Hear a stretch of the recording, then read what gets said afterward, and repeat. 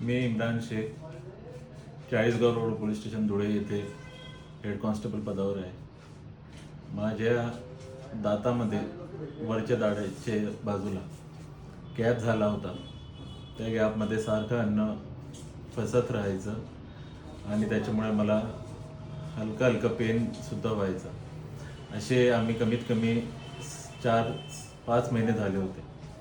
त्यानंतर आमच्या पोलीस स्टेशनला असलेले सादिक मलक यांनी मला डॉक्टर दीपश्री देवकर मॅडम यांच्याकडे रेफर केलं.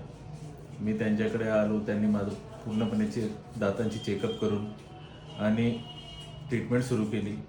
नंतर त्यांनी रूट कॅनल केलं माझं आणि एकदम व्यवस्थितरित्या काहीही त्रास न होता आणि मॅडमचं जे समोरच्याला कन्व्हिन्स करणं आहे ते अतिशय उत्तम.